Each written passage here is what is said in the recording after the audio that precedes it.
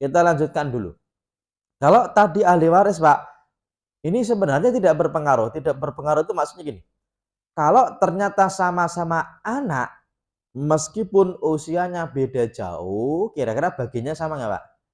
Sama. Artinya usia tidak berpengaruh. Istri pertama itu nikah waktu sama-sama masih susah, Pak. Ya, Pak ya. Makanya ketika masih susah itu istri suruh udah jadi sekretaris, Pak. Suruh nyatetin ini, suruh bayarin ini, kan gitu, Pak ya. Suruh jadi apa? Sekretaris. Giliran sudah sukses, sekretarisnya suruh jadi istri, ya, Pak ya. Makanya bedanya orang yang sukses dan belum sukses itu, Pak. Kalau belum sukses, itu istrinya suruh jadi apa? Sekretaris. Kalau sudah sukses, sekretarisnya suruh jadi apa? Istri. Istri pertama usianya 55 karena seangkatan. Istri yang kedua usianya baru 18 tahun misalnya gitu, Pak ya. Kalau statusnya kok sama-sama istri, bagian warisnya sama nggak, Pak? Sama, meskipun yang satu istri tua, yang satu istri muda, kan gitu kan. Tapi, Pak, dalam bab ilmu waris meskipun bagiannya sama, tapi dalam realita pembagian waris itu pasti berantem. Kok saya bilang pasti berantem?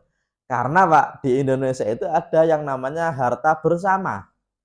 Ya, Pak ya, harta gono gini. Nah, kalau istrinya dua berarti gono gono gini-gini, kan gitu ya, Pak ya. Masalahnya gini yang satu itu mulai dari nol. Gini yang kedua itu nyantol setelah duitnya banyak, Pak. Makanya dia mau dinikahi sama orang yang usianya 55, kan gitu ya. Oke. Makanya nanti dalam pembagian waris meskipun bagiannya sama, yang jadi masalah adalah kira-kira dapat warisnya itu apakah langsung dari harta almarhum atau harta almarhum bagi dulu sama istrinya. Kalaupun dibagi sama istrinya, terus cara pembagiannya itu berapa persentasenya? Dan ini tidak ada dalam ilmu waris, Pak. Tapi dalam ilmu apa? Ya Indonesia. Ya Indonesiaan saja. Ya makanya Gono gini itu awalnya bagus. Biar kalau ada orang itu perempuan setelah nikah kok ikut bekerja dengan suaminya, itu kalau suaminya meninggal tidak lantas dibagi waris karena istrinya punya bagian di situ, kan gitu ya. Cuma masalahnya yang satu itu berangkat dari nol ketika masih ngontrak gitu kan. Yang satu sudah rumahnya besar. Kadang-kadang suami itu ketika ngasih ini atas nama istri, ini atas nama istri, nanti selalu jadi masalah. Dan masalahnya bukan dalam bab ilmu warisnya, tapi dalam bab tentang ini gimana caranya. Apalagi kalau sampai suaminya, Pak, tidak minta izin tapi malah minta maaf, ya Pak ya. Wah, ini agak berat ya, Pak ya. Makanya pelajaran moralnya apa? Jangan nikah lagi. Kan itu ya, Pak ya. Oke, meskipun kadang-kadang nggak poligami. Meskipun kadang-kadang nggak poligami. Saya kasih contoh, Pak. Suami istri menikah. Ternyata istrinya meninggal. Kadang-kadang tidak dibagi waris. Karena suami merasa, kan saya masih hidup. Kan harta istri saya ngasih saya juga. Oke, Pak ya. Tapi masalahnya gini, kalau ternyata istri punya harta, berarti bagi waris nggak, Pak? Bagi waris, kan gitu ya. Kok ternyata di kemudian hari kok suaminya nikah lagi, punya rumah yang ditempati bersama istri keduanya, itu pasti nanti jadi masalah gara-gara anak-anak dari istri pertama merasa gini, ya kan itu rumah yang beli waktu masih ibu masih hidup, kok sekarang bagi waris begitu aja, kan gitu ya, Pak ya. Makanya sebenarnya dalam ilmu waris itu gampangnya gini, usia berapapun dari anak, dari istri itu sebenarnya selama posisinya sama, Pak, berarti bagiannya warisnya sama nggak, Pak? Sama, tapi dalam masalah kekinian di Indonesia nanti masalahnya bukan dalam ilmu waris. Tapi kalau masalah gara-gara warisan selalu nanyanya ke ustadz yang tahu ilmu waris. Padahal kalau dicari di kitab ilmu waris, Pak, nggak ketemu. Kenapa? Orang bukan masalah waris ya, Pak ya. Ini kan masalah warisan, bukan masalah ilmu waris. Dua hal ini kan bisa sama, bisa tidak, Pak. Kenapa? Karena dalam ilmu waris itu yang penting ada harta, kemudian ada ahli waris, baru dibagi waris gitu aja. Tapi bab tentang bumbu-bumbu tadi itu biasanya lebih seru, Pak. Oke ya, saya lanjutin. Yang kedua, orang itu kalau dalam posisi yang sama itu mau menikah atau belum menikah bagian warisnya sama nggak, Pak? Sama kan gitu, Pak ya. Meskipun sudah menikah lagi. Maksudnya gini, ada suami meninggal, istrinya masih hidup. Kemudian belum dibagi waris karena masih ada anak-anaknya dan anaknya mungkin masih kecil. Kemudian istrinya menikah lagi, Pak. Kemudian di kemudian hari ternyata mau bagi waris. Pertanyaannya, kalau ada istri yang menikah lagi, pertanyaannya, Pak, dia dapat warisan dari suaminya nggak, Pak? Dapat.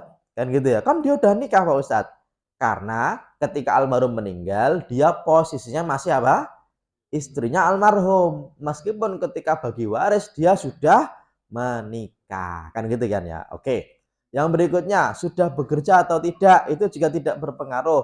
Serumah atau tidak juga tidak berpengaruh. Dicintai atau tidak berpengaruh.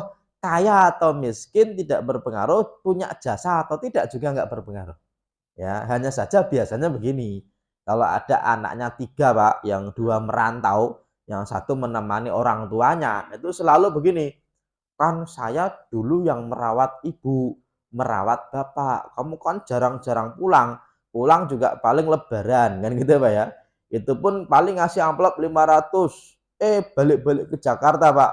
Bawa ayam, ya, Pak ya. Bawa pisang, bawa beras, cucunya juga dapat saku semua. Ini namanya apa? Untung ya, Pak ya. Nah, masalahnya gini, yang berjasa dan nggak berjasa itu kira-kira bagian warisnya sama atau beda, Pak? Kalau bicara waris ya sama, kan gitu ya, Pak ya. Tapi kalau ada anak gini, kan saya merawat bapak, berarti saya minta lebih dong. Boleh nggak minta, Pak? Boleh, tapi masalah dikasih atau tidak tergantung saudaranya, kan gitu, Pak ya. Tapi kalaupun ngasih bukan dalam rangka ngasih waris, tapi ngasihnya itu dari sisi, oh iya saya sadar nggak bisa memberi kebaikan kepada orang tua karena kamu baik, kita kasih deh, itu boleh, Pak. Tapi tidak defaultnya begitu, nggak, hukum awalnya nggak begitu. Karena gini, karena kalau ada orang, kan saya berjasa, dulu kan merawat orang tua. Oh kalau gitu kamu merawatnya berapa hari? Ya udah, kalau kamu merawatnya 3 tahun, berarti kamu kita bayar sebagaimana orang merawat orang lain. Tapi kalau dibayar berarti kamu merawatnya tidak dalam rangka ikhlas, tapi mengharapkan apa? Bayaran. Kan gitu, Pak ya. Kan harusnya adil nih, Pak nih. Jangan mentang-mentang kan saya merawat, berarti ini milik saya. Karena orang banyak begitu, Pak. Kalau mungkin kita jarang. Saya itu menemukan banyak kasus itu orang yang sering merantau.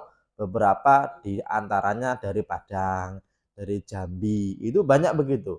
Yang lain pada merantau nggak mengelola tanah yang ada, sampai-sampai tanah tadi awalnya belum ada suratnya, kemudian disertifikatkan atas nama yang masih ada di kampung, sampai akhirnya generasi pertama udah pada meninggal, baru generasi berikutnya, oh ini punya bapak saya. Kata yang lain, kan bapakmu itu kan ahli waris dari kakek kita.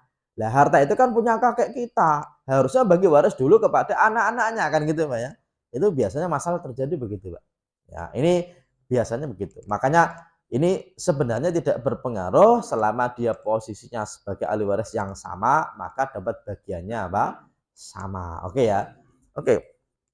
Termasuk begini, selama seseorang terdaftar sebagai ahli waris, maka ketika tidak terhalang haknya, maka dia tetap jadi ahli waris, dan pewaris atau calon pewaris tidak bisa mencoret ahli waris dari daftar penerima warisan. Apalagi sesama ahli waris. Ya, kalau judulnya bagi waris, Pak, orang tua kok bilang gini, kamu itu saya suruh nikah dengan si fulan nggak mau, malah nikah dengan pujaan hatinya. Saya kan nggak meridhoi, pokoknya saya nggak ridho sampai akhir hayat saya. Kamu saya coret dari kakak. Boleh nggak, Pak? Ya boleh kan gitu kan. Kan emang udah pindah kakak kok kan gitu ya. Kan dicoret dari kakak kan bukan berarti lantas ditalak dari anak kan gitu ya. Karena anak kan nggak bisa diceraikan. Selamanya jadi anak. Ya, selama dia anak berarti tidak bisa dicoret dari ahli waris. Kecuali dia melakukan sesuatu yang menghilangkan hak warisnya. Misalnya membunuh pewaris, berarti dicoret secara otomatis. Atau pindah agama. Kan gitu ya, Pak ya. Kalau dia muslim, meskipun dulu ketika hidupnya nakal, suka menghabiskan harta orang tuanya, Pak, itu kalau dia jadi ahli waris sebenarnya secara waris dia tetap dapat. Tapi nanti diomongkan dengan baik. Kira-kira dulu itu waktu ngabisin harta orang tuanya itu statusnya apa? Dan ini tidak ada hubungannya dengan waris. Contoh gini Pak, ada anak nih Pak nih 3, yang 2 itu ternyata kuliahnya gratis, yang 1 kuliahnya bayar. Karena dia mungkin agak beda dengan yang lainnya. Kemudian ternyata sudah pada sukses, yang 1 belum sukses, dimodalin sama orang tuanya. Kadang-kadang modalnya habis, tanah orang tuanya dijual. Pertanyaannya, kalau 3 anak tadi masih hidup, sama-sama masih hidup Pak, kalau bagi waris, bagiannya sama nggak Pak kalau laki-laki semua? Sama. Tapi dalam perjalanan hidupnya, orang ini banyak biayanya. Kuliah sudah nggak selesai-selesai, suka nakal, motor orang tuanya dijual, kan gitu Pak ya. Maka dalam bab itu, ini bukan bab waris. Dulu omongnya apa, kan gitu ya.